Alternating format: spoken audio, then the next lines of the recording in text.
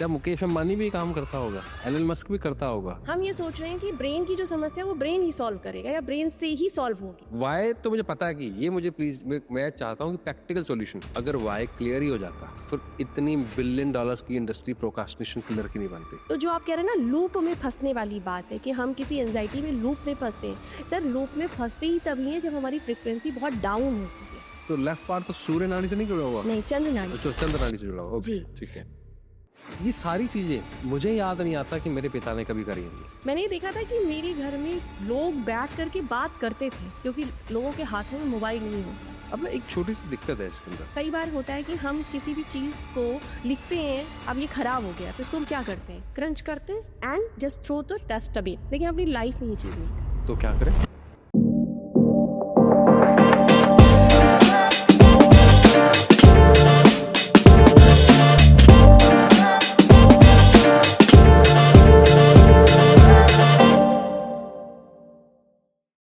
नमस्कार दोस्तों, आप सबका स्वागत है हमारे नए शो आपका अपना विकास योर ओन ग्रोथ के अंदर। हमारा एक ही मुद्दा है, एक ही ध्येय है, वो है आपकी ग्रोथ। उसके लिए हम अलग अलग गेस्ट लेके आते हैं और आज हम बात करने वाले हैं आपके सब कॉन्शियस माइंड के पैटर्न्स को कैसे चेंज किया जा सकता है प्रैक्टिकली, ज्ञान नहीं विज्ञान। आज हमारे साथ हैं बहुत ही renowned NLP coach miss Shatakshi Singh. Ma'am आपका बहुत स्वागत है। Thank you so much to having me sir and I am very thankful. मुझे आपके साथ बैठकर ही महसूस हुआ कि फ्रिक्वेंसी लेवल कितनी ऊपर है और बहुत ग्रैटिट्यूड में हूँ कि एक ऐसी फ्रिक्वेंसी के साथ बैठ करके आज पॉडकास्ट करने को मिल रहा है। My pleasure, completely my pleasure. Thank you. भाई मुझे मेरी अगर लाइफ के फ्यूचर को ठीक करना है उसके लिए मुझे मेरा प्रेजेंट ठीक करना पड़ेगा और प्रेजेंट मेरा डिपेंड है मेरे पास के एक्सपीरियंस पे, जिसको आप इमोशंस बोलते हो, कुछ भी बोल सकते हैं मुझको, या जिसको बोलते हैं आपका सब कॉन्शियस माइंड डिसाइड करता है कि आप अपनी लाइफ में क्या करने वाले हो, क्या बनने वाले हो। लेकिन सवाल ये है मैं अपने सब कॉन्शियस माइंड के पैटर्न को चेंज कैसे करूं? तो मैं वही जानना चाहता हूं कि क्या हम ऐसा करें कि जिससे मेरे पैटर्न जो अंदर है उसे चेंज कर लूं ताकि मैं अपना फ्यूचर को बेहतर कर लूं। ओके सर, तो किसी भी चीज़ का थोड़ी देर हम इनसाइड ना जाके आउटसाइड जाते हैं। ओके, ठीक है, क्योंकि समझना आसान होगा उससे। जब हम आउटसाइड कोई चीज़ चेंज करना चाहते हैं, घर को रिनोवेट करना चाहते हैं या फिर हम अपने ऑफिस का कुछ करते हैं, उसके वो भी तो एक पैटर्न से काफ़ी टाइम से आ रहा है, तभी तो हम उसे चेंज करने की कोशिश कर रहे हैं। ट्रू। ठीक है, तो हम क्या करते हैं, हम अपनी जो भी चीज़ें रखी हुई हैं या जो भी चीज़ें लगी हुई हैं या इवन पेंट भी किया हुआ है, जो कुछ भी है, हम क्या करते हैं उसे आउटसाइड कर देते हैं ना, उसे हटा देते हैं या उसको दूसरी चीज़ों से कवर अप करते हैं। राइट, हाँ, जैसे दिवाली में सफाई करते हैं। दिवाली में सफाई करते हैं। बिल्कुल ऐसा ही मुझे ना दिमाग में करने की ज़रूरत है। ओके, ठीक है, अब दिमाग में कैसे कोई खुद, अब यहाँ पे एक सवाल है कि साधारण से मनुष्य कहेगा कि हम अंदर कैसे जाएंगे। तो अंदर जाने के लिए ऑब्वियस सी बात है कि आपका जो ब्रेन है वो एक पैटर्न इसलिए ले रहा है क्योंकि आपके इमोशंस एक ही तरह के पैटर्न के साथ में, एक ही तरह के इमोशंस के साथ जुड़ रहे हैं। अगर आपको एक बाइक खरीदने की चाह है या आपको एक कार खरीदने की चाह है, आज आपको मन है कि आज मैं ऑडी लूँगा, ठीक है, जिस दिन वो ऑडी आकर खड़ी हो जाएगी उसके एक हफ्ते एक महीने बाद उस ऑडी में आपका इंटरेस्ट धीरे धीरे कम हो जाता है। एग्रीड। ठीक, उसी तरीके से आपके ब्रेन के अंदर जो भी थॉट या पैटर्न चल रहा है या जो भी विचार चल रहे हैं पास्ट को लेकर के, अगर हम उस विचारों के साथ थोड़ी देर के लिए कुछ ऐसी दोस्ती कर लें, जबकि नेगेटिव चीज़ों के साथ हम कहते हैं हमें दोस्ती नहीं करनी है, ठीक है, जबकि उसको अगर हमें निकालना है या हटाना है तो ऑब्वियसली बात है हमें उसे ऊपर लाना पड़ेगा। ठीक है, ऊपर लाना पड़ेगा। लेकिन हम क्या कहते हैं, नेगेटिव मत सोचो, बुरा मत बोलो, बुरा मत करो। तो जो कुछ निकालना है उसको पहले अनुभव तो करो। ठीक है, जब आप इमोशंस, जैसे आपके पास मान लीजिए इंस्टेंट कुछ करना है तो आपके पास एक इमोशन आया, आप खाना बना रहे हो या आप कहीं ऑफिस में लगे हुए हो, आपकी बॉडी प्रेजेंट है, आप इमोशनली कहीं पास में चले गए हो, वो आपके पास आ गया।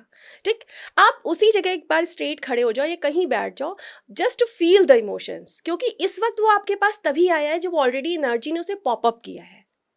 मतलब जो मैं फील कर रहा हूँ उसको एक्सेप्ट कर लो, उसको एक्सेप्ट करो कि ये हो रहा है। जैसे ही आप एक्सेप्ट करोगे आपकी बॉडी आपको तुरंत ये इंडिकेशन दे देगी कि ये कहाँ पर स्टोर है। ओके, ठीक है। और जैसे ये स्टोर जहाँ स्टोर है ये कैसे समझेंगे, उस जगह आपको चुभन होने लगेगी, आपको जैसे आपको देखो एंजाइटी होती है तो कुछ लोग कहते हैं ना मेरा सीना भारी हो गया, मुझे पेट में दर्द हो रहा है, मुझे पता नहीं कैसे हाथ पैर लिथार्जिक लग रहे हैं। ये क्या है? ये वात पित्त कफ के अनुसार स्टोरेज है आपके इमोशंस का जो आपकी बॉडी में है। वात पित्त कफ यानी कि आप आयुर्वेद की बात कर रहे हैं? जी। ओके। जैसे कि अगर कोई इमोशंस है वो आपके यहाँ स्टोर है, ठीक है, चेस्ट में स्टोर है, तो इट मीन्स कि आपने वो इमोशंस कफ एरिया में किया, आपकी बॉडी कफ प्रधान है। प्रधान वर्ड ये बोला जाता है क्योंकि वो वीक है। मतलब वीक है तो प्रधान है? नहीं, अगर कोई भी चीज़ आपकी बॉडी के अंदर, ये स्वर विज्ञान में या किसी भी साइंस लैंग्वेज में प्रधान मतलब ये इंपॉर्टेंट पार्ट है जिस पे आपको ध्यान देने की ज़रूरत है। अच्छा। ठीक है। ठीक है। तो ये पार्ट भाई आप कहीं पे भी कुछ भी हिट करेंगे, जहाँ कमज़ोर होगा वहीं टूटेगा ना। ठीक तो बात। जब आपके पास कोई नेगेटिव इमोशंस आ रहा है तो वो आपको वहीं हिट करेगा जहाँ पे आपकी चीज़ें वीक है।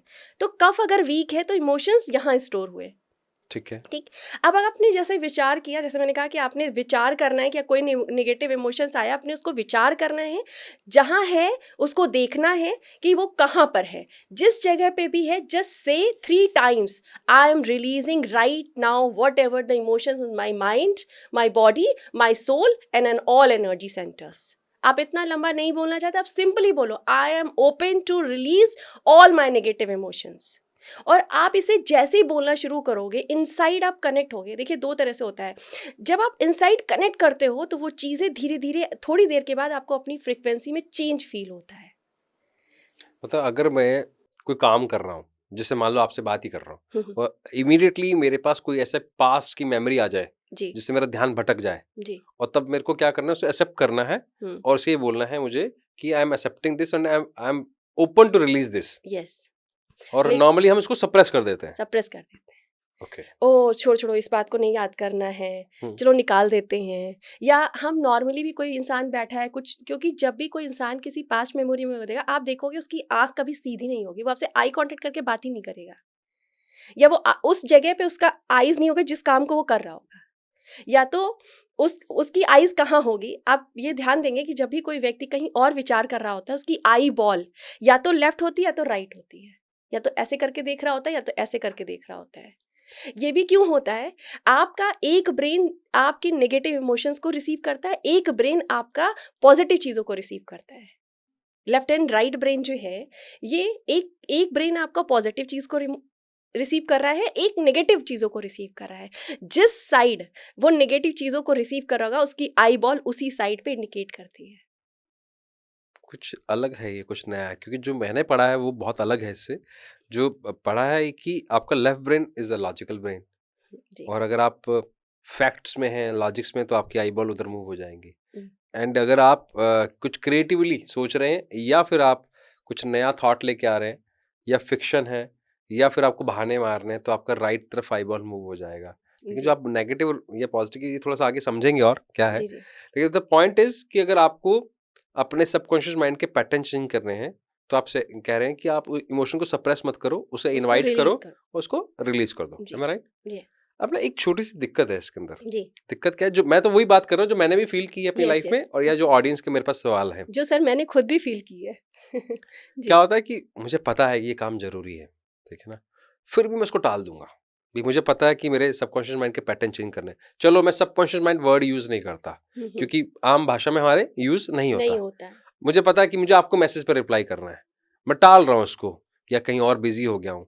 तो ये टालने की जो प्रवृत्ति होती है ना, वो मुझे लगता है कि हमारे फ्यूचर को बेटर बनने से रोकती है। करेक्ट है। सवाल ये है कि प्रोक्रास्टिनेशन को या टालने की ये जो मेरी जो नेचर है उसको कैसे मैं इम्प्रूव करूं। वाई तो मुझे पता है कि ये मुझे प्लीज मैं चाहता हूं कि प्रैक्टिकल सॉल्यूशन।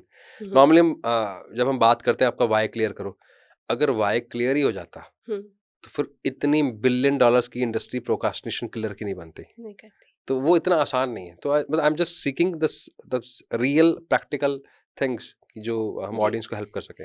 जैसे देखिए सर, इसको मैं ना थोड़ा सा, चूंकि हम सब भी ह्यूमन है, ठीक है, एनर्जी से जुड़े हुए हैं लोग हैं, ठीक है, हम ब्रेन को अलग तरीके से देख रहे हैं और अपनी बॉडी को अलग तरीके से देख रहे हैं, एनर्जी को अलग तरीके से देख रहे हैं। हमारी समस्या यही है, ओके।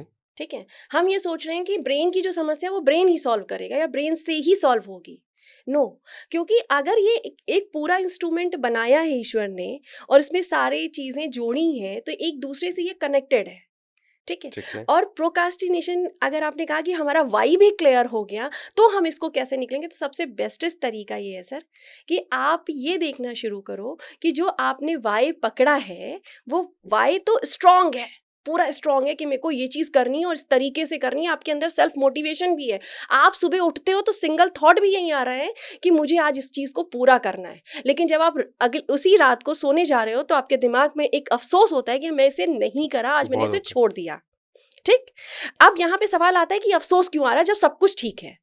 तो वो अफसोस सर इसलिए आ रहा है क्योंकि आपका जो पास्ट इमोशंस है, जो आपके पास स्टोर है, जो कहीं आपकी पिट्यूटरी ग्लैंड में है, जिसने जो आपके हिप्पोकैम्पस पे एक बेटर तरीके से जाने नहीं दे रहा है, वो कहीं ना कहीं आपके इस पैटर्न को इंडिविजुअली आपको सप्रेस करके बहुत अंदर तक, डीएनए लेवल तक कह लीजिए, या उस लेवल तक ले जा चुका है जहां आप उसे देख नहीं पा रहे हैं। जैसे कई बार क्या होता है, लोग मेडिटेशन भी कर रहे होते हैं, योगा प्राणायाम भी कर रहे होते हैं, इसके बावजूद उनके पास एक प्रोक्रास्टिनेशन की हैबिट होती है, मतलब मुझे लगता है हर दूसरे व्यक्ति को होती है। होती है, ठीक है। उसका रीजन ये है कि सर हम नॉर्मल मेडिटेशन करके अपनी जर्नल लाइफ को ठीक कर लेते हैं, लेकिन हम उस इनसाइड में उस चीज को डिलीट नहीं कर रहे हैं जो हमारे प्रेजेंट मोमेंट की संपूर्ण ऊर्जा को बाहर निकल करके एक सही दिशा में काम करने के लिए आपको मोटिवेट कर सकता है। ओके, तो कैसे करें? तो इसमें सिंपल सी सर एक चीज़ है, अगर आप प्रोक्रास्टिनेट बहुत ज़्यादा रेगुलर बेसिस पे हो रहा है तो आप सबसे पहले कि सुबह मॉर्निंग जब आप उठते हैं अपने दोनों पैरों को ज़मीन पर रख दें, ठीक है, ओके। और दोनों हाथों को ज़मीन पर रख दें। तो ऐसे पोस्चर में बैठें कि जब आपका पूरा पैर जैसे आलती पालती मार करके कोशिश करें कि आसन लेकर के नीचे बैठ जाएं, जिससे आपका दोनों पैर नीचे होगा और दोनों हाथ नीचे होगा। ये दो ऐसे माध्यम माने जाते हैं जिससे आप अपनी ऊर्जा को ग्राउंडेड करते हैं। ओके, ग्राउंडिंग टेक्निक की बात करें। ग्राउंडिंग टेक्निक है ये, ठीक है। ठीक है। जब आप ऐसा कर रहे हो तो आप सिंपली ये देखें और आपको वाइब्रेशन फील भी होगी इस जगह पे ना, आपको चुभन ऐसा खिंचता हुआ फील होता है। अगर आप 2 4 6 दिन प्रैक्टिस करेंगे कि ये आपको ये महसूस करना है कि ये हो कैसे रहा है, तो सिंपली आप अपने दोनों हाथों को, दोनों पैरों को जमीन पर रखें, दोनों जगहों के सेंटर पे ध्यान लगाएं, ठीक है। पाम्स के ना? पाम्स के इस सेंटर पे और इस सेंटर पे, पैरों के एक सेंटर पॉइंट पे, लाइक एकदम पॉइंट पे सेंटर पे लगाएं, ठीक है, जैसे बैठ के। इस तरीके से, ठीक है। ठीक। आप जमीन पर बैठ गए, इस तरह से आपने नीचे किया, और जब आप ध्यान लगाइए तो आप देखिए कि आपकी बॉडी के अंदर छुपे हुए जितने भी इमोशंस या ऐसी चीजें जिनको आपको भी नहीं पता है, ठीक है। ओके। तो माँ क्या होती है, माँ आपसे पूछती नहीं है ना कि आपको क्या चाहिए, उसको पता होता है कि आपको क्या चाहिए और क्या नहीं चाहिए, ठीक। बच्चे को वो पूछने नहीं जाती है, बिल्कुल मदर अर्थ भी वैसे ही करती है, उसको जस्ट अलाउ करना है कि I am ready to release, ठीक। Okay. Mother earth please release to all my negative energy, please clear out the all negative energies. Simply आपको इतना बोलना है। विद इन 5 मिनट के बाद आपको अपना ऑरा जो है पॉजिटिव डायरेक्शन में लगने लगेगा, और अगर आपने इसको रेगुलरली 3 to 5 डेज कर लिया तो नेक्स्ट 6 डेज आप देखोगे कि आपके प्रोक्रास्टिनेशन करने का जो परसेंटेज है वो बहुत हद तक घट गया है। ओके। दूसरी एक चीज़ है जो मैं रेगुलर बेसिस पे करती भी हूँ कई बार, क्योंकि प्रोक्रास्टिनेशन है ऐसा कि वो कहीं ना कहीं हर जगह पर एक टिल्ट करता है, ठीक है। जो सबसे बड़ी चीज़ है कि जब आप सुबह उठते हैं ना तो आपके ब्रेन में जो पहला थॉट आया है उसको आप ध्यान कीजिए कि वो क्या है, ओके। ठीक है। आप उस थॉट को लिखना शुरू कर दीजिए, अपने पास नोटबुक पर पेन लेके सोएं लेकर मतलब। मतलब ऐसा कोशिश करें कि आपके बगल एक टेबल हो जिस पे आपने ये रखा हुआ हो। सुबह उठते ही जो पहला थॉट आया just write down, don't questioning that कि इसका मीनिंग क्या है, डोंट डाउट दैट कि ये क्या लिखा हुआ है, सिर्फ लिखना चाहिए। 5 से 7 दिन आप लिखोगे तो आप देखोगे कि उन पैटर्न, उन जो थॉट आपने लिखे हैं फर्स्ट ना, वो एक कहानी कहेंगे, ओके। ठीक है। ये आपकी ही ऊर्जा आपको बता रही होती है कि आपको किस दिशा में जाना है। कई बार प्रोक्रास्टिनेशन इसलिए भी आता है क्योंकि आप दिशा की, आपकी जो ऊर्जा आपको जहां ले जाना चाहती है आप उसके विपरीत जा रहे होते हैं।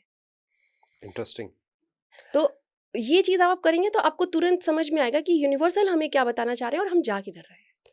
इसमें मेरे को क्वेश्चन है, लेकिन पहले ये जानना है, हम्म, जो लोग फ्लैट में रहते हैं उनके लिए भी वही सेम नियम है? सेम है, मतलब ऐसा नहीं है उनको भी ज़मीन पे आके या नीचे नहीं बैठ नहीं जमीन पे आप जुड़ गए ना। अगर आप ऐसी जगह पे रहते हैं जहाँ मिट्टी नहीं है, हुँ, जहाँ फर्श फ्लैट नहीं में है, नहीं होती है। नहीं हाँ, होती हाँ। ना, आपके घर में गमले हैं, हुँ। आप गमलों पे जाइए, ऐसे हाथ रख दीजिए।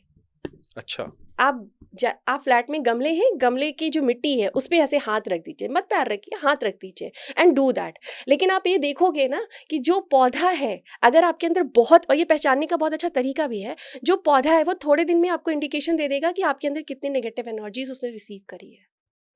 मतलब मैं नीचे बैठ के भी कर सकता हूँ हाँ, और अगर पौधे के पास जाऊँगा तो मेरा जो एनर्जी का जो लेवल है वो उसको इम्पैक्ट करेगा। करेगा। अगर वो ग्रो कर रहा होगा तो ठीक, नहीं ग्रो कर रहा होगा या उसकी पत्तियाँ अगर झड़ रही होंगी तो मतलब मेरी नेगेटिव एनर्जी है। एनर्जी है। लेकिन अब यहाँ पे सवाल ये आ जाता है कि क्या हमें पेड़ के साथ ये करना चाहिए? क्या हमें वो नेगेटिव एनर्जी नहीं? तो इससे सबसे बेस्ट तरीका, जब आप कमांडिंग दे रहे हो तो जस्ट सेट देयर कि मदर अर्थ प्लीज, इस जो भी नेगेटिव एनर्जी जा रही है इसे आप पॉजिटिव कर दें। ठीक है, तो जो एनर्जी वो रिसीव करेंगी उसे वो पॉजिटिव कर देंगी, तो वो पौधे के साथ नेगेटिव नहीं होगा। ओके। अब दूसरी एक आपने जो बात बोली कि एक तो तरीका ये हो गया, दूसरा तो तरीका जो हो गया उसके ऊपर मुझे आपसे और डिस्कशन ये करना है। इसमें 2 क्वेश्चन्स हैं। जी पहला, जी।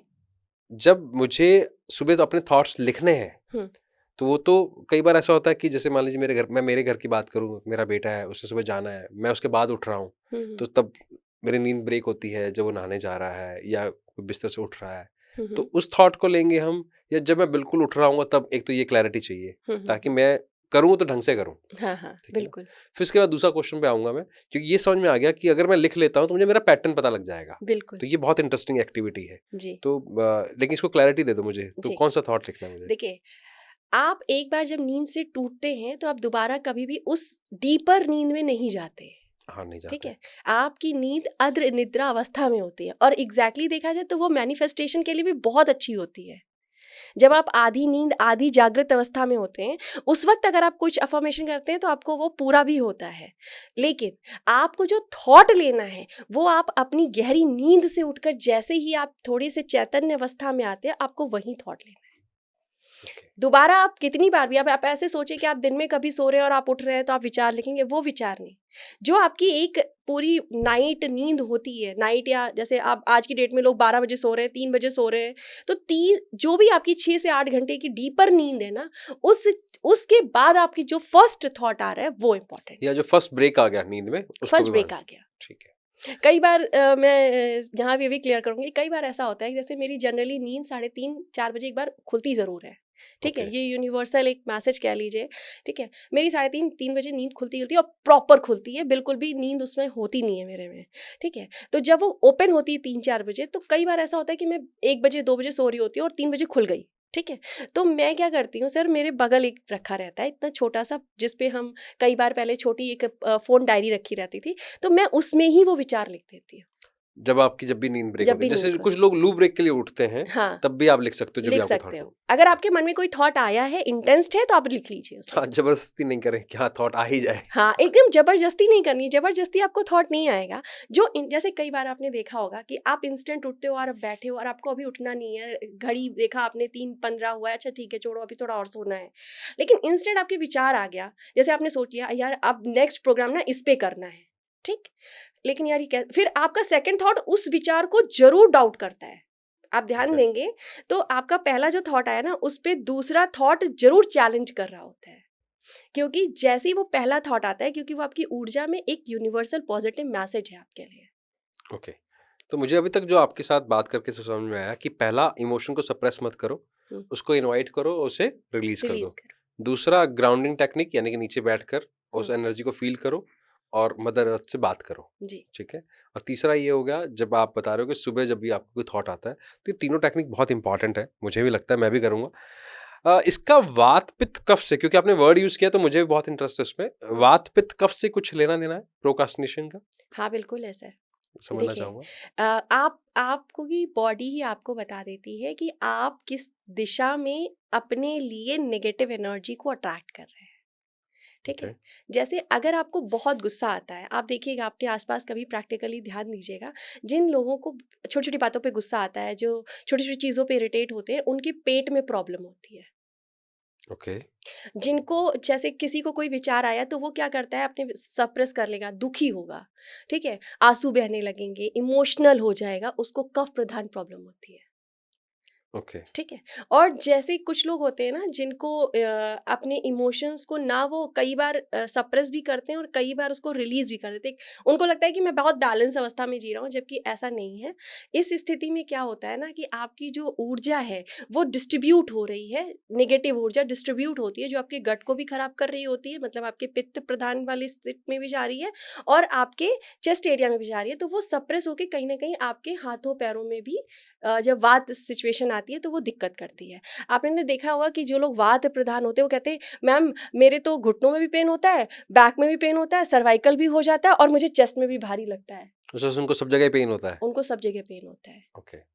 कफ वाला बोलेगा यहाँ पेन है। यहाँ है जो ज़्यादा रोएगा, जो ज़्यादा फेमिनाइन एनर्जी डोमिनेटिंग होगा, ठीक है। मैंने जो अभी आपको बोला ना कि आई बॉल इधर देखती है, आई बॉल इधर देखती है, उसके रीज़न ये होता है जो भी एनर्जी आपके बॉडी के अंदर डोमिनेट होगी, लाइक जैसे अगर फेमिनाइन एनर्जी है, ठीक है, फेमिनाइन जो आपकी लेफ्ट एरिया है, अगर ये डोमिनेट है मतलब आपका बिहेवियर स्त्री तत्व को ज़्यादा प्रदान कर रहा है, मेरी स्त्री, बॉडी का लेफ्ट पार्ट जो है वो फेमिनाइन है, हाँ वो फेमिनाइन, तो लेफ्ट पार्ट तो सूर्य नाड़ी से नहीं जुड़ा हुआ? नहीं चंद्र नाड़ी अच्छा, से। चंद्र नाड़ी से जुड़ा हुआ। जी। ओके, ठीक है। तो जो फेमिनाइन एनर्जी है, ठीक है, अगर ये डोमिनेट है, ये प्रबल है, ठीक है, तो आपको जो भी इमोशंस नेगेटिव आएंगे, चूंकि ये प्रबल है इसका मतलब आपका मैस्कुलाइन वीक हो गया है, ठीक, तो आपका जिधर साइड वीक होगा उसी साइड आपको नेगेटिव इमोशंस दिखाई देते हैं। ओके, तो ये और क्लैरिटी मिल जाती है कि आपके थॉट्स नेगेटिव हैं तो कौन से वाले हैं। कौन से वाले? वंडरफुल। अगर मुझे एक बात बताओ, नॉर्मली जैसे वात पित्त कफ की बात कर रहे हो, इसको थोड़ा सा और क्लैरिटी, जो प्रोक्रास्टिनेशन से भी रिलेटेड है, इससे भी रिलेटेड है। हाँ हाँ। कई बार क्या होता है कि हम ना इसलिए भी चीजों को टाल देते हैं क्योंकि हम ना लूप में फंस जाते हैं। बिल्कुल। एक थॉट आया, हम्म या मान लीजिए मुझे ही पॉडकास्ट करना है, या बहुत सारे लोग हैं जो फ्यूचर को लेके बहुत चिंतित हो जाते हैं, हम्म ओवर थिंक करने लग जाते हैं। दो, एज अ माइंड ट्रेनर मैं ओवर थिंकिंग को ब्लेसिंग मांगता हूँ, तो इसलिए मेरे कई लोग इस चीज़ के बहुत अगेंस्ट बोलते हैं कि ओवर थिंकिंग ब्लेसिंग नहीं है, लेकिन मुझे लगता है वो ब्लेसिंग्स है, उसका यूज़ करना नहीं आता। हम्म लेकिन एंजाइटी में जब आप फंस जाते हो हम्म तो भी आप उस लूप से बाहर नहीं आ पाते, तो उसकी वजह से कुछ कोसिक्वेंसेज होते हैं, जैसे सोचने समझने की शक्ति कम हो जाती है, बिल्कुल। आप चीज़ों को टालने लग जाते हो क्योंकि आपको दिख ही नहीं रहा आगे वाला। आगे वाला, तो उसको कैसे ओवरकम करें? देखिए सर, अब यहाँ पे मैं ये कहूँगी कि आपने आज स्नान किया होगा, हुँ, यहाँ पे सर मैं ये कहूँगी कि आज आपने नहाया होगा, नहाया बिल्कुल। है, ऑडियंस ने भी नहाया ही होगा, ठीक है। तो कैमरे पे तो हाँ ही करनी है मेरे को ऐसे। हाँ ठीक हाँ है। ठीक है।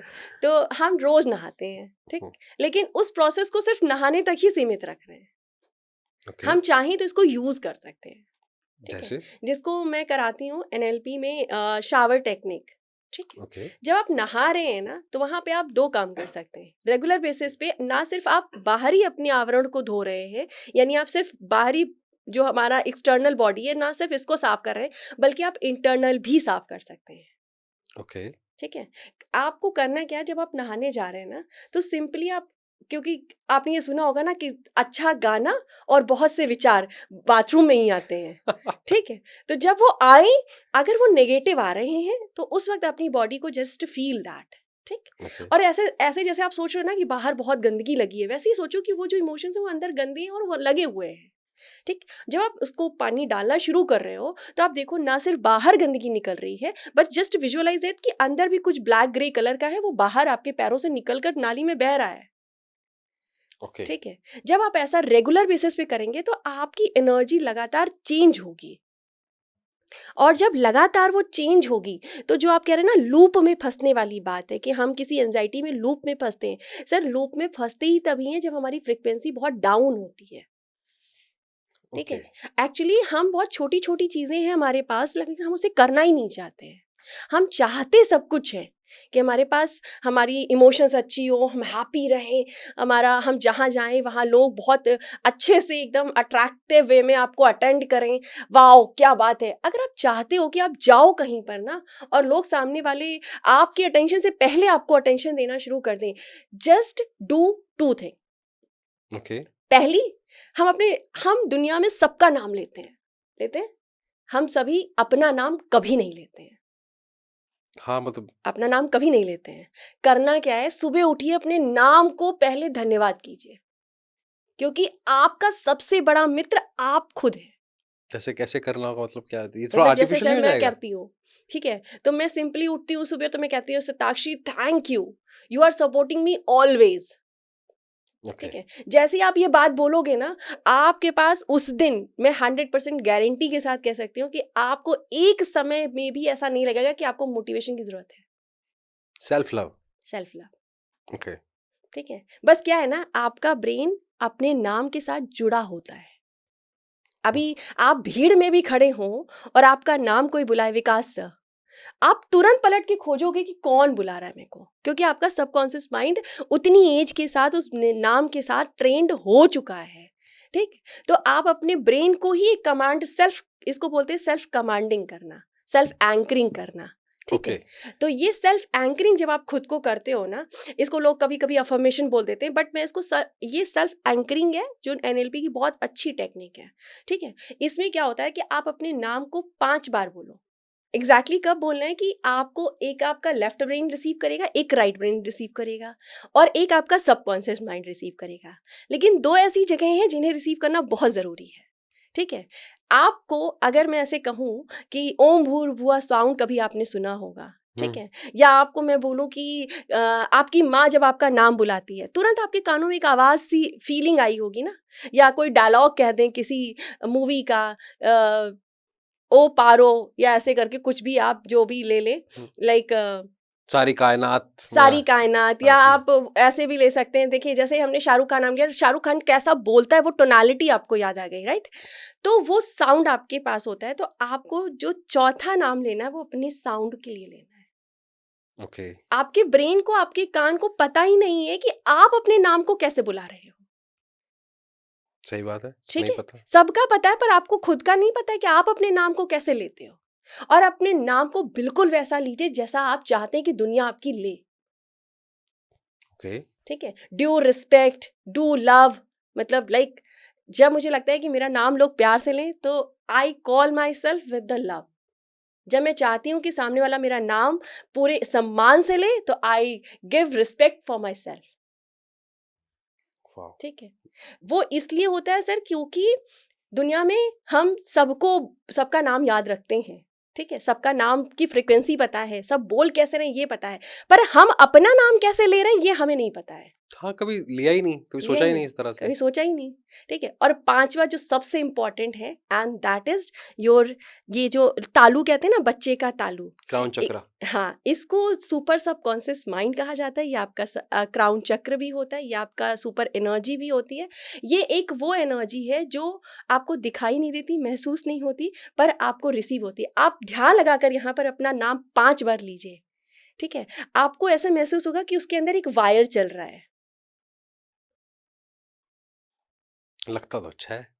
ठीक है, और अगर आप इसे, जैसे आप कहते हैं ना, किसी का भी नाम आप 108 बार लीजिए तो उसकी ऊर्जा आपको रिसीव होती है। आप अपने नाम को 21 11 बार या 108 बार लेंगे, आपको आपका ब्रेन पूरी वाइब्रेशन फील करके देगा। बहुत इंटरेस्टिंग है। तो आप उससे एंजाइटी वाले लूप से भी बाहर आ जाओगे। लूप से बाहर क्यों बाहर आएंगे? क्योंकि अब आपके ब्रेन को पता है कि आपके पास एक सपोर्टर ऑलवेज है। हम एंजाइटी में इसलिए आते हैं क्योंकि हम कहीं बाहरी सपोर्ट ढूंढ रहे होते हैं। 2 इंपॉर्टेंट टेक्निक आपने मुझे शेयर की, एंजाइटी से कैसे बाहर आना है या हम्म, ओवरथिंकिंग के लूप को कैसे ब्रेक करना है। एक तो हम्म, शावरिंग टेक्निक है, हम्म, सुबह नहाते वक्त मैं उसको फील करूं और उसको बाहर निकाल बाहर दूं अपने। निकाल दीजिए। दूसरा हो गया अपना नाम जप करूं मैं। हाँ, अपना नाम, नाम जप थोड़ा अलग हो जाएगा सर। नाम जाप को ना हम बहुत दैवीय देखते हैं। ठीक है, वैसे अपना नाम भी ईश्वर तत्व ही है, पर नाम जाप एक डिफरेंट थिंग है, क्योंकि उसका भी एक प्रोसेस होता है जो हम बहुत गलत तरीके से कई बार करने की वजह से सोचते हैं कि ये हमारे साथ अच्छा हो क्यों नहीं रहा है। तो खैर वो एक अलग प्रोस्पेक्ट है, हम उस तरफ नहीं जाएंगे। पर हाँ, अपने नाम को कहीं ना कहीं चैंटिंग नहीं कहेंगे, अपने आप को प्रेज करना कहेंगे। ठीक है, सेल्फ लव की तरफ और ज्यादा हाँ। ध्यान देना है। हम्म। देखिए इसमें ना एक बात आ रही है मेरे दिमाग हाँ में। हाँ, बताइए। ये सारी चीजें मुझे याद नहीं आता कि मेरे पिता ने कभी करी होंगी। हाँ ठीक है, बिल्कुल। या क्या मुकेश अंबानी भी ये काम करता होगा, एलन मस्क भी करता होगा, हम्म, या जितने भी मेरे आसपास के लोग, मेरे नाना जी हैं फ्रीडम फाइटर रहे हैं, मुझे याद नहीं आता कभी उन्होंने इस तरह की बातें की होंगी। 2 चीज़ें हो सकती हैं इसके अंदर, मुझे आप क्लैरिटी दे देना। या तो हमने प्रॉब्लम्स को इतना बड़ा बना दिया है, एंग्ज़ायटी, ओवरथिंकिंग, डिप्रेशन या प्रोक्रास्टिनेशन पहले भी करते होंगे लोग, टालते होंगे। तो हमें उसको बड़ा बना दिया तो अब कुछ तो बेचना है। या फिर सच में अब प्रॉब्लम ये आ गई है जिसको लेकर हम थोड़े से अवेयर हो गए हैं। तो वह कई बार ना बड़ा द्वंद हो जाता है, मुझे संशय हो जाता है कि पहले नहीं था, अब क्या हो गया अचानक? सर तो फिर यहाँ पे ना हमें, अगर आप पुरानी तरफ गए हैं तो हम पुरानी ही तरफ जाते हैं, मैथोलॉजी भी, ठीक है। ओके। पहले सर मोबाइल नहीं था, हाँ, नहीं था। ठीक है। पहला कारण ये है कि पहले मोबाइल नहीं था। जो जहाँ तक मुझे मेरा बचपन याद है कि मेरे बाबा बहुत ही सख्त आदमी हुआ करते थे, लेकिन फिर भी मैं एक सौभाग्यशाली पोती थी कि मैंने उनसे बहुत बातें करी हैं, क्योंकि उन उन एज में मैं बहुत छोटी थी, मतलब अपने भाई बहनों में मैं छोटी बहनों में आती हूँ, तो मैं उनके साथ बहुत समय बिताया है मैंने ये देखा था कि मेरे घर में लोग बैठ करके बात करते थे, क्योंकि लोगों के हाथों में मोबाइल नहीं होता था, ओके। ठीक है। दे डिस्कस्ड, और दे आर नॉट डिस्कसिंग कि उनकी लाइफ में क्या चैलेंजेस है, सिर्फ उस पर डिस्कस नहीं होता था। मैंने उनको ऐतिहासिक चीज़ों पर, किसी वैदिक चीज़ों पर या किसी अन्य चीज़ों पर डिस्कस करते देखा है। इसके 3 फायदे हैं सर। पहला ये कि आपका जो सबसे बुजुर्ग इंसान, जो आपको बहुत ज़्यादा अनुभव के साथ आपके परिवार में है, ठीक, पहला एज। दूसरा, जो आपके पेरेंट्स मिडिल एज के लोग थे, ठीक है, या जैसे हम कहते हैं कि बचपन के जो बच्चे हैं, छोटे बच्चे हैं, नई टेक्निक्स के साथ आ रहे हैं, जनरेशन गैप जिसको बोलते हैं, एग्जैक्टली। तो जो जनरेशन गैप के बीच का जो ज्ञान का अनुभव है, जो जीवन का अनुभव है, उससे रिलेटेड वो डिस्कशन करते थे, ठीक।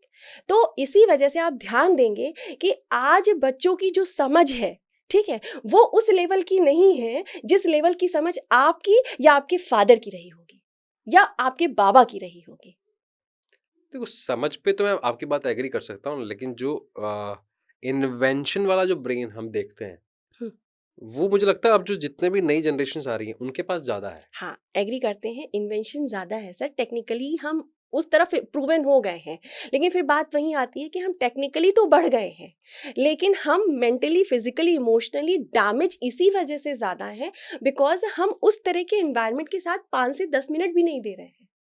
हाँ, ये बात मैं मान सकता हूँ कि पहले हम फैमिली में थे। हाँ। जैसे मुझे मेरा घर याद है कि हम जब रात को इकट्ठे सोते थे, तो चारदीवारी में जब चारपाई लग जाती थी, तो मेरी मम्मी आरतियाँ गाया करती थी, तो हम हम्म, चारों वहीं बैठे हुए हैं। हम्म, अब मुझे याद नहीं आता कि अब मेरी फैमिली में नहीं होता है ये, क्योंकि सबके अपने-अपने कमरे हो गए हैं। मतलब मैं गलत या सही की बात नहीं कर रहा हूँ।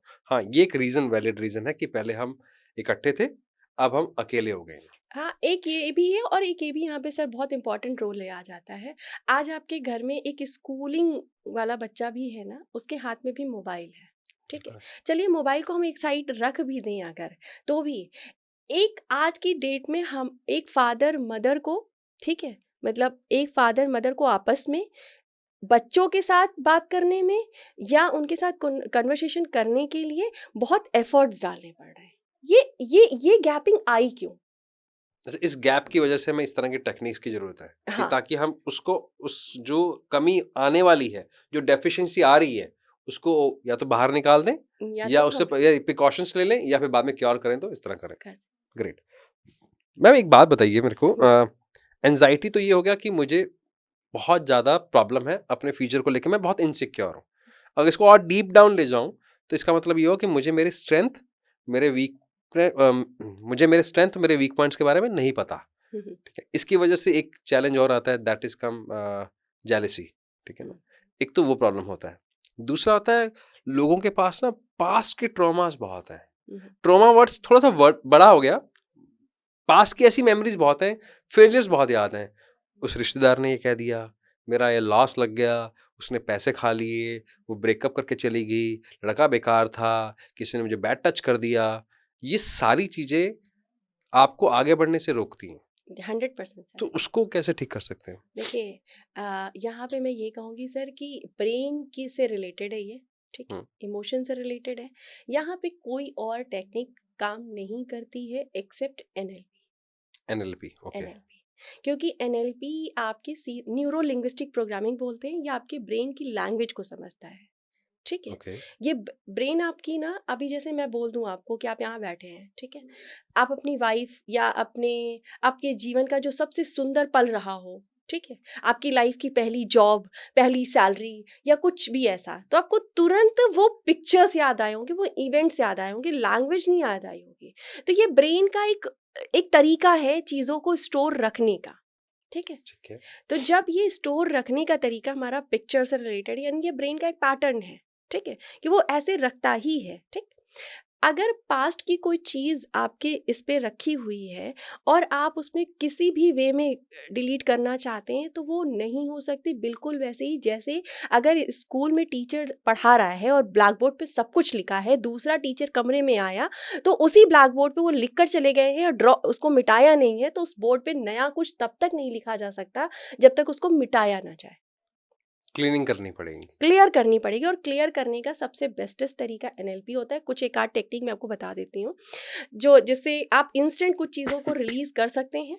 जैसे कि आप जैसे ही आइज क्लोज करोगे या सोचोगे कि आपकी कोई नेगेटिव चीज़ है, ठीक है सर, आप कई बार, जैसे अब ये मेरे सामने नैपकिन रखा हुआ है, ठीक है, तो जैसे कि कई बार होता है कि हम किसी भी चीज़ को लिखते हैं, अब ये खराब हो गया तो इसको हम क्या करते हैं, क्रंच करते हैं and just throw the dustbin, ठीक है, Agreed. यही करते हैं। लेकिन अपनी लाइफ में ये चीज़ नहीं करते। तो क्या करें? सर आप अगर अभी इंस्टेंट आइज क्लोज करिए और आपको अपनी लाइफ का, वैसे तो आप खुद ही माइंड प्रोग्राम में काफ़ी कुछ चीज़ें डिलीट कर चुके होंगे, पर फिर भी अभी 1-2 दिन पहले या कोई ऐसी चीज़ जो आपको लगता है कि मेरे को लाइफ में ये चीज़ नहीं चाहिए, जस्ट थिंक अबाउट दैट। जैसे ही आप इसको सोचेंगे ना, ये इमेज आपको दिखनी शुरू हो गई होगी, अगर आवाज़ है तो आनी शुरू हो गई होगी, ठीक है।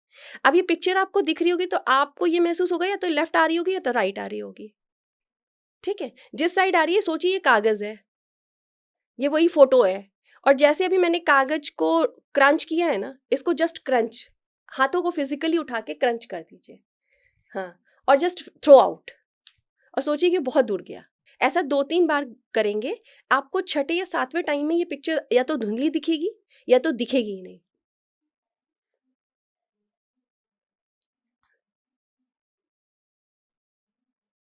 राइट। जब ये क्यों होता है सर कि आखिर हमने ये पिक्चर ये कौन सा प्रोसेस है कि हमने देखा और उसे फेंका, ये हमें दिख नहीं रहा है। ये आपके ब्रेन की एक ये जो आपकी फ्रंटल लोब है, ये इमेज लेती है, ठीक है। ये हमें पता है कि हमारा इमेज लेता है।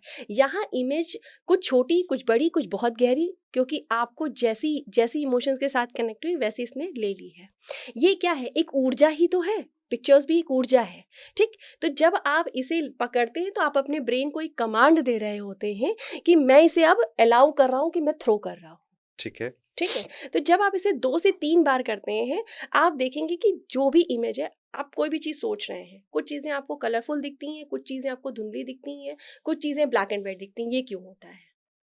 कलरफुल आपको वो इमोशंस दिखेगा जिसमें आपने एक शॉक वाली फीलिंग महसूस करी हो, ठीक है, या आपका ज़्यादा इमोशंस हर्ट हुआ हो, ठीक है। वो पिक्चर्स आपके ब्रेन में कलरफुल होती है। उस यानी वो ब्रेन ने क्या किया, 80 बिलियन सेल्स आपकी बॉडी के अंदर जितने हैं, ठीक है, 80 बिलियन जो भी सेल्स हैं आपके अंदर, वो आपकी बॉडी के अंदर मौजूद हैं। ब्रेन बहुत स्मार्ट होता है सर, उसने कोई एक्सपीरियंस लिया, यहाँ पे क्रिएट किया और उसके बाद उन सेल्स को मैसेज भेज देता है, ओके, बॉडी को मैसेज चला बॉडी को जाता है। भेज देता है।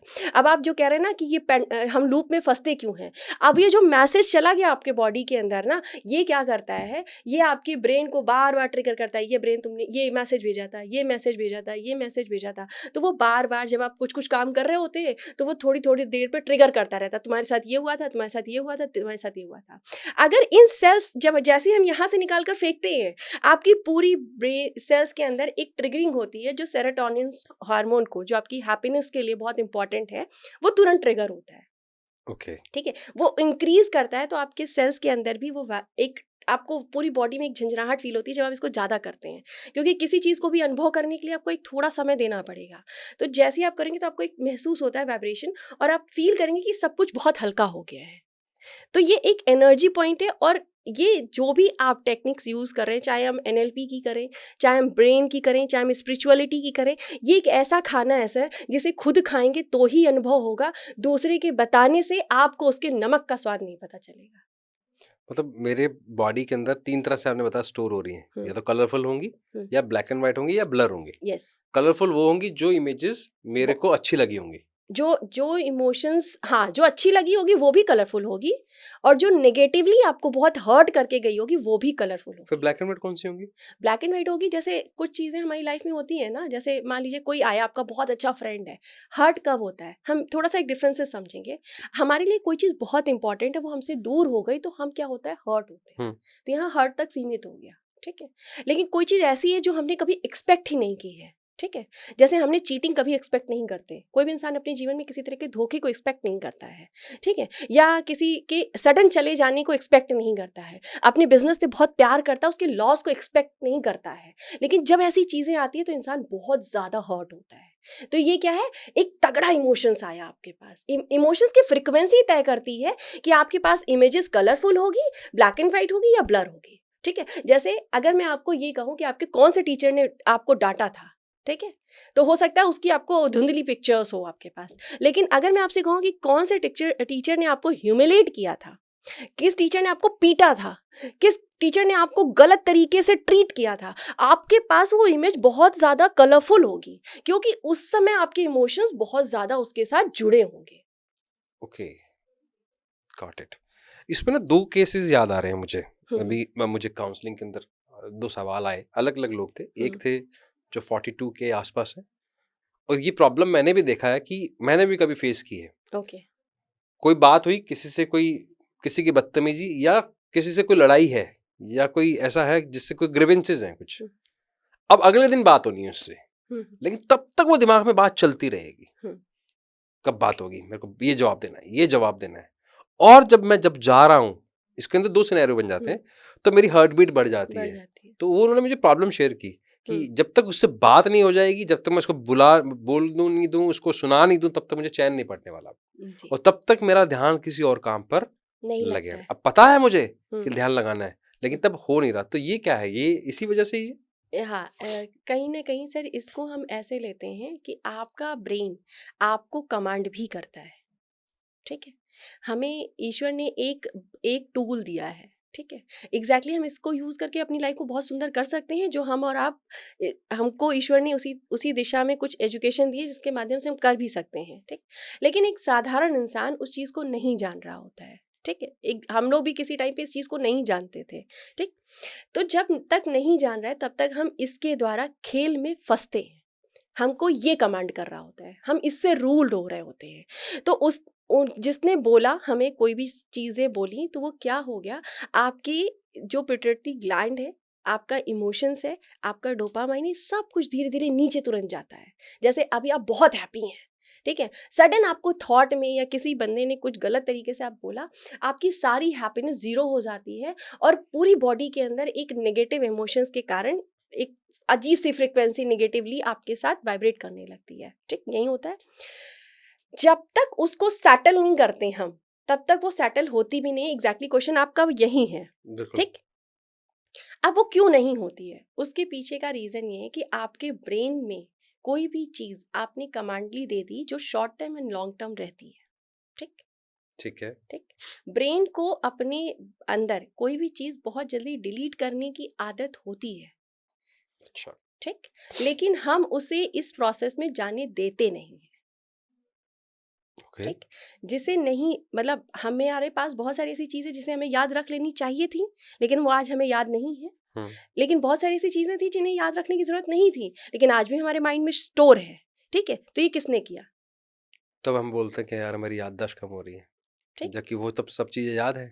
सब चीज याद है, जो ठीक है, जो नेगेटिव वो याद है। याद है, उसने कैसे बोला था मुझे याद है, उसने सही। कैसे बिहेव किया था मेरे को याद है, ठीक है। तो वो स्टोर हो गया ना आपके, उसको आपने किसी भी तरीके से रिलीज नहीं किया। इसी पे आ जाती है स्पिरिचुअलिटी, जो जीवन का सबसे अभिन्न अंग माना गया है, जो कि आज की डेट में बहुत ही भिन्न अलग बन गया है, भिन्न अंग हो चुका है। लोगों की लाइफ में स्पिरिचुअलिटी है ही नहीं, ठीक। आपके अंदर एक इमोशंस आया, आपने उस पे विचार किया और आपने उसको रिलीज नहीं किया। आपका एक ईगो सेटिस्फैक्शन जो नहीं हो पाता है, जिसके कारण आपको लगता है कि मैं उससे बात करूं तो सेटिस्फाई, क्योंकि इमोशंस को ना किसी तरह का ओके चाहिए होता है। ठीक है, कोई व्यक्ति गलत करके आया है, गलत भी करके आया और रिग्रेट है अंदर, और वो अपने पेरेंट्स, फैमिली या किसी के साथ जाता है, बोलता है मुझे ये हुआ है, जब तक वो बोलता नहीं है तब तक उसको दिक्कत होती है। ठीक है, अगर उसकी वाइफ, उसके फ्रेंड, उसकी फैमिली ने उसको ये बोल दिया इट इज़ ओके, हो गया, कोई बात नहीं, चलो छोड़ दो, ठीक, तो वो सडन शांत हो जाता है। लेकिन इसी पे अगर फैमिली का रिएक्शन आ जाता है तो वो उसके लिए और दिक्कत तलब बात हो जाती है। ठीक है, तो यहाँ पे कहीं ना कहीं बाहरी ओके और नॉट ओके के पीछे भागने की जो प्रवृत्ति है वो आपको उस बात के लिए उस इंसान तक प्रेशर करती है कि भाई वहां जाना है, मेरे को बात करनी है, मुझे ये रिलीज करना है, उसको सुनाना है या उसको उसको एहसास सुनाना दिलाना है, है। या कह लीजिए आपको सेल्फ ईगो सेटिस्फाइड करनी है। ठीक है, तो यहाँ पे ईगो सेटिस्फाइड करने का पीछे रीजन ये होता है कि सर आपके अंदर एक हम है। ठीक, जो नाम की अभी मैंने बात करी ना, जिस नाम को हम नहीं लेते लेकिन दूसरे लेते हैं, उसी तरीके से कुछ चीज़ों को हमारा ब्रेन लेता है, हमारा इमोशंस नहीं लेता है। काफी डीप है। हाँ, थोड़ा सा है। जैसे कि इसको सिंप्लीफाई करेंगे तो ऐसे मान लीजिए कि जैसे हमारे पास कुछ विचार आए, हमने उसको रखे। जैसे अगर मान लीजिए आपने आज प्रेजेंट मोमेंट में मोदी जी ने कोई बात कही तो वो आपके इमोशन से नहीं जुड़ती है। ठीक है, वो आपके दिमाग में सिर्फ एक बात, एक ज्ञान, एक नॉलेज के हिसाब से जुड़ती है। लेकिन यही मोदी जी की जगह आपके पड़ोसी ने आके कोई बात कह दी और वो आपको हर्ट कर गई, तो आपके इमोशन से साथ जुड़ गई, और सारा खेल इमोशंस का ही। तो अल्टीमेटली करना क्या चाहिए? तो ये तो पता है कि ये नहीं करना, हम्म, लेकिन इसको होल्ड कैसे करें? तब तब ज्ञान नहीं दिमाग में आता, तब विज्ञान चाहिए। तब विज्ञान चाहिए। एग्जैक्टली सर, बात ये होती है कि हमारे पास कोई भी चीज़ आई है और हम उसे होल्ड कर रहे हैं, हमें लाइफ का वो पैटर्न या वो प्रोसेस नहीं पता है कि हम उसको रिलीज कर सकें। सिंपली चीज़ें ये है कि अगर आप चाहते हैं कि आप अपनी लाइफ में किसी भी एक्शन का रिएक्शन नहीं देना चाहते, आप अपने उन सारी चीज़ों को क्योंकि सारे इमोशंस आपकी ज्ञानेंद्रियों से जुड़े हुए हैं। ठीक है। ठीक है, कानों ने सुना, उसको रख लिया, आंखों ने देखा, उसको रख लिया, कोई चीज़ स्मेल करी है तो वो रह जाएगी, किसी ने स्वाद किया तो वो रह जाता है, आपको याद रहता है कि कौन सा रेस्टोरेंट में किस तरह का खाना बनता है और कौन सा आपका फेवरेट है। ठीक, तो आपको अपने सारे ज्ञानेंद्रियों को बंद कर देना है। ओके, ठीक है, लेट्स डू इट। एग्जैक्टली कैसे करना है? आप सिंपली अपनी एक उंगली को आंख बंद करें, क्योंकि ये आपको क्या कर रही है, देख रही है। ठीक है, तो यहाँ से आपने जो कुछ देखा था उसको बंद कर दिया, जो कुछ सुना था यानी कान को बंद कर दीजिए, थंब से अपने कान को बंद कर दीजिए। कुछ चीज़ें जो शायद आपके एनवायरनमेंट में, एयर में होंगी, उस समय स्मेल होगी, उसको भी बंद कर दीजिए। अपने माउथ को बंद कर दीजिए, क्योंकि इससे ही आप या तो बोलने वाले थे या तो सुनने वाले थे। ठीक, अगर आपने सबने सब बंद कर दिया तो अब आपको क्या करोगे, कहीं से भी कुछ भी आपको एयर फील नहीं होगी।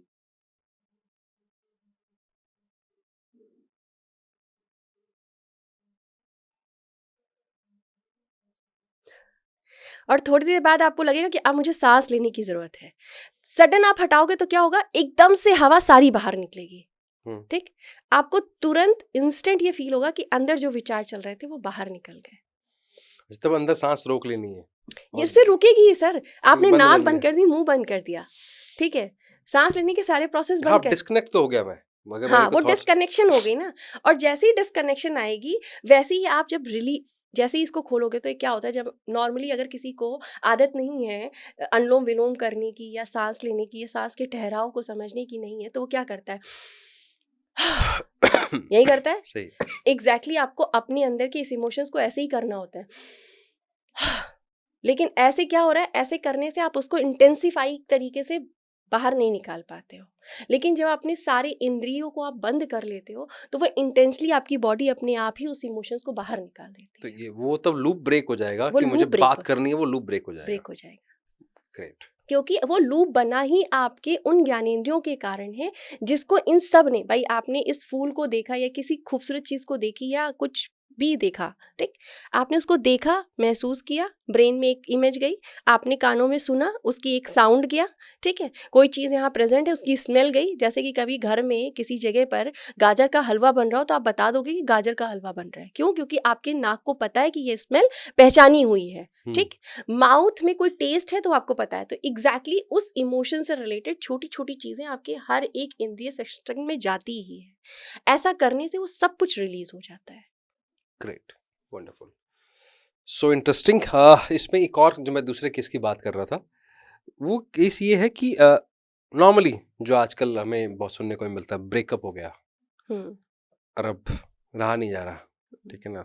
तो नॉर्मली जब मेरे से इस बारे में डिस्कशन होता है तो मेरा बहुत इस पे थॉट प्रोसेस अलग है। हम्म। मैं इसको लव नहीं मानता, मेरे यहाँ लिए वो वो लव है ही नहीं। हाँ हाँ। तो ऐसे लोगों को क्या बोलते हो, वो कहाँ स्टोर होता है वो, मतलब कैसे उसको उस ब्रेकअप से कैसे बाहर है। मेरा सवाल ये है कि अब उसको लगता है कि बस इसके बिना लाइफ नहीं है, ठीक है, चाहे लड़का है चाहे लड़की है, और उसको लगता है यहाँ ख़त्म कर देना चाहिए। तो उस इमोशन से या उस पर्टिकुलर पेन पॉइंट से कैसे बाहर आए? अगर आपको लगता है कि ये आसान है बताना तो हम्म। आप बताइए, नहीं तो कोई बात नहीं सर, फिर। बताना आसान है, पर करना थोड़ा मुश्किल हो सकता है। लोगों को लग सकता है कि मुश्किल है, मुश्किल नहीं है सर।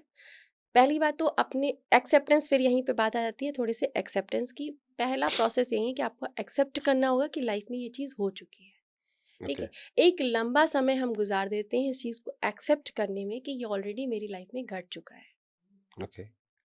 ठीक जो है। 18-20 साल की जो उम्र होती है ना मैम, हम्म। 22-23 साल की उम्र, उसमें ऐसा लगता है कि बस इसके बिना जीवन है नहीं।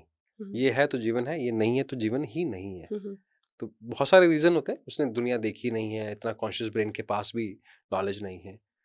यहाँ पे सर सीधी सी ये बात हम यहाँ पे ये कर सकते हैं कि थ्रॉटली जो हम परोस रहे हैं, सामाजिक तौर पे भी और पारिवारिक तौर पे, उसमें कहीं ना कहीं ये समझाने की ज़रूरत हमें बच्चों को बिगनिंग से ही है कि एग्जैक्टली ट्रुथफुल क्या है और नॉन ट्रुथफुल क्या है। इमोशनल इंटेलिजेंसी आप एक 18 साल के बच्चे में ढूंढ रहे हैं, तो ये आपके अपब्रिंगिंग पर सवाल है, और एक बहुत बड़ा सवाल हमारे एजुकेशन पे भी है। वो तो मान लिया, लेकिन hmm. That is beyond my limit. हाँ। मैं ना तो एजुकेशन को चेंज कर सकता हूँ हाँ। और ना मेरे पास अथॉरिटी अपने पेरेंट्स को चेंज करने की। नहीं सर, हम हर इंसान कहते हैं पहला बदलाव अपने अंदर, ठीक है। अगर हम अपने ही घर से शुरू करें कि हमारा बच्चा इमोशनल इंटेलिजेंसी में कवर अप करे। हम अपने बच्चों को बहुत गलत तरीके से एक डील देते हैं। छोटा बच्चा होता है, 5 साल का बच्चा है, ठीक है। हम उसको क्या बोलते हैं, उसने अच्छा काम किया तो हम कहते हैं वेरी गुड, उसको चॉकलेट ला के एक अप्रिशिएशन देना शुरू कर देते हैं, ठीक है।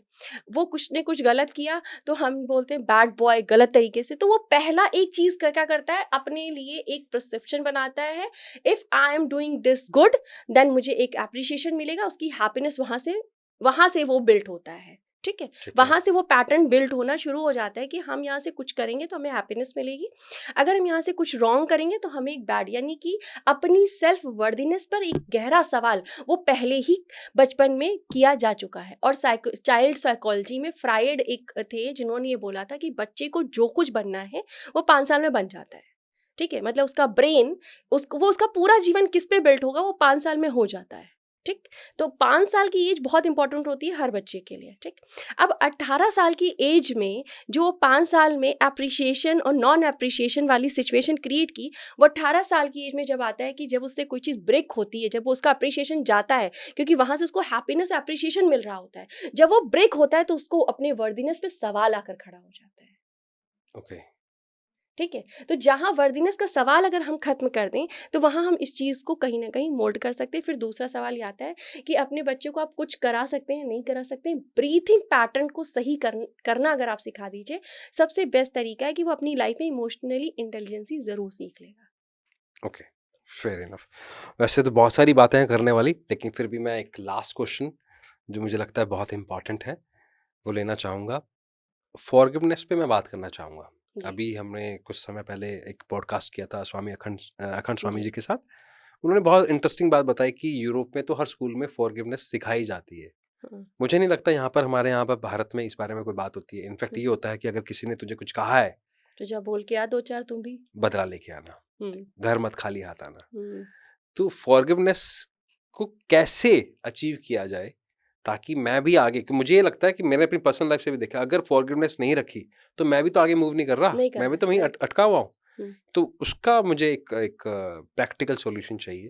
ठीक है सर, सबसे बेस्ट तरीका जो मैं खुद भी करती थी, ठीक है, लाइफ में, क्योंकि एक समय आता है जब आपको सच में सबको माफ़ करना होता है, ठीक है। खुद को भी हम कहीं ना कहीं दोषी ठहरा होते हैं तो खुद को भी माफ़ करना होता है।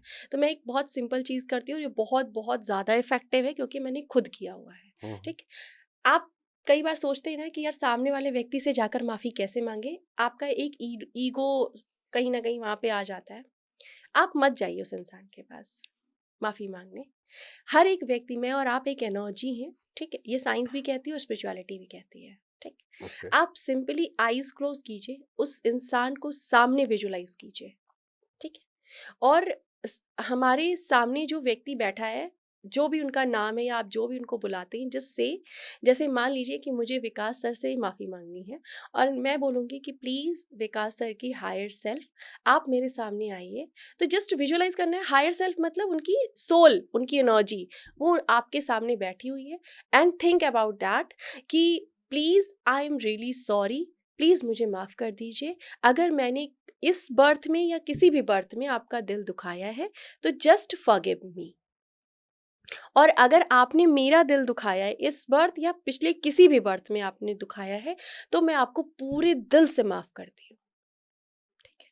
आप यकीन मानिए इस प्रोसेस को आपने बिल्कुल सही तरीके से किया, तो आपके हाथों में वाइब्रेशन होगी, ये मैंने फील किया है सर। फिटनेस तो आ गई। हाँ, और जब आप ऐसे माफ़ी मांगते हैं कई बार, तो मैंने जो अनुभव किया सर, मैंने जिन जिन लोगों से माफ़ी मांगी है, कई बार उनसे रिलेटेड मैसेज, कॉल या कोई ऐसी चीज़ ज़रूर आती है, यानी वो एक संकेत है कि आपने जिसके साथ टेलीपैथिकली कनेक्ट किया है, उस व्यक्ति तक वो ऊर्जा पहुंची है। वंडरफुल। ये मुझे लगता है बहुत ज़रूरी है, क्योंकि जब हम ब्रेन को समझते हैं ना, जब हम काउंसलिंग में होते हैं, तो हम कई बार नोट करते हैं लोग अटके ही इसलिए हुए हैं क्योंकि पुराने उनके पास मेमोरीज हैं। वो क्लीन कर दोगे तो मुझे लगता है प्रॉब्लम सारी वहीं सॉर्ट हो जाती है फिर। माफ़ करना सर, आपका सवाल बहुत अच्छा था। माफ़ करने के लिए एक प्रोसेस ये कर सकते हैं, दूसरा प्रोसेस जो सबसे एक और तरीका है, कैथारसिस। कैथारसिस। जी, ओके। कैथारसिस। आप किसी को माफ़ इसलिए नहीं कर पा रहे हैं क्योंकि आपके मन में उसके द्वारा की गई बहुत सारी चीज़ें चल रही हैं, ठीक है? अगर आप उसको सामने से जाकर, जैसे अभी आप कह रहे थे ना कि मैं चाहता हूँ मैं जाकर उसको कुछ बोल दूँ, आप उसको सामने से जाकर नहीं बोल पा रहे, just take a book, copy, whatever, ठीक है? आप पेन, आप उसको लिख दीजिए। तुमने ये किया, तुमने ये किया, I don't like this, I don't like this, I don't like this. If you want to do whatever the language you are have, ठीक है, कोई भी लैंग्वेज जो आप रखना चाहते हैं, उस लैंग्वेज में भी आप लिखना चाहते हो तो आप लिख लो, क्योंकि वो भी एक तरह की आपके अंदर गंदगी है जो बाहर निकलेगी। आपने लिखाया, पेपर जलाना सभी को पसंद है sir, just burn out it अच्छा, लिख दो। और जला दो, बिहार। ठीक है। चाहे वो पास्ट का इवेंट हो। चाहे पास्ट का इवेंट हो, ये- प्रेजेंट का इवेंट हो, आपको लग रहा है फ्यूचर को भी लेकर मेरे अंदर कोई नेगेटिविटी आ रही है, हाय मैं बिजनेस डालता रहा हूँ, मेरे कहीं ऐसा ना हो इसमें कुछ नुकसान हो जाए, ठीक है। मैं एग्जाम देने जा तो रहा हूँ, मेरा एग्जाम हो तो गया है, कहीं मैं फेल तो नहीं हो जाऊंगा, ओके। ठीक है। तो ये सारे भी इमोशंस आप लिख के जला सकते हो, यहाँ से आपकी निडरता खत्म हो, मतलब जो एक डर है वो खत्म होकर के आप निडर हो जाओगे इस चीज को लेकर। बहुत बढ़िया, फर्स्ट क्लास। अब आपने ना एक बात छेड़ दी है, क्योंकि लास्ट क्वेश्चन रहेगा नहीं फिर ये तो फिर जी। आपने बोला भाषा, यानी कि आप कोई भी भाषा यूज हाँ। कर सकते हो। अभी हमारे जो यूथ है उसके मतलब देखिए, हम डरा करते थे अपने पेरेंट्स से, तो हमारे लैंग्वेज में वो गालियां नहीं हुआ करती थी। यस। तो दो तरह की बातें आ गई अब। एक, अगर गाली नहीं दे रहे तो तुम मेरे दोस्त नहीं हो, ठीक है ना, गाली वाला दोस्त यानी कि बहुत खास दोस्त, जैसा खास जो दोस्त। जरूरी नहीं है, लेकिन ऐसा बता दिया गया है हम्म। Social media. दूसरा, क्या गालियों से हमारे मानसिकता पर या हमारे सबकॉन्शियस माइंड पे, मेरा मेन क्वेश्चन है, मेरे कॉन्शियस ब्रेन से कोई लेना देना नहीं है, मेरे डीएनए और या मेरे सबकॉन्शियस माइंड पर फर्क पड़ता है बहुत गहरा प्रभाव पड़ता है।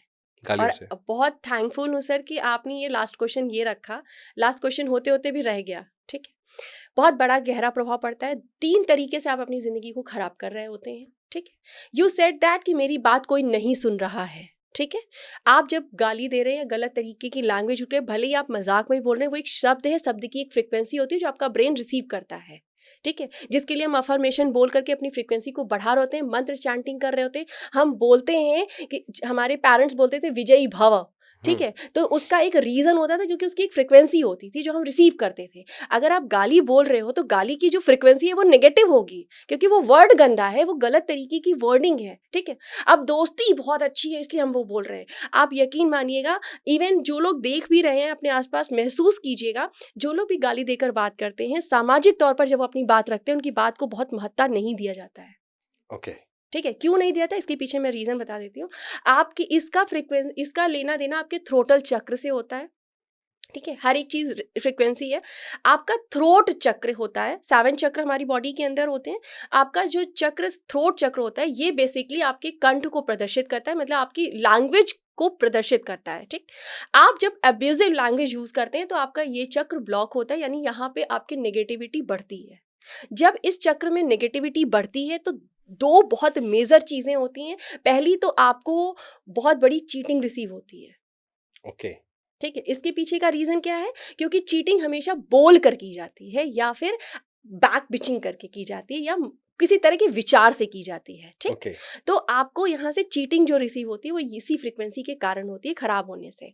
दूसरी, अगर आप कोई भाषा बात कर रहे हो तो आप देखोगे कि सामने से आपकी बातों को, जैसे कहते हैं ना, बहुत बार मेरे पास काउंसलिंग में जब लोग आते हैं, जब मैं पर्सनल काउंसलिंग देती हूँ, तो कहते हैं सर मैम मैं कुछ भी बोलती हूँ या बोलता हूँ, मुझे सामने से कोई भी सुनने को रेडी नहीं होता है। मेरी बात एकदम सही होती है लेकिन मुझे महत्ता नहीं मिलती है। भाई आपने खुद ही अपनी लैंग्वेज को, अपनी आवाज को इतनी गलत फ्रीक्वेंसी दे रखी है, दूसरा आदमी उस फ्रीक्वेंसी को क्यों महत्व देगा?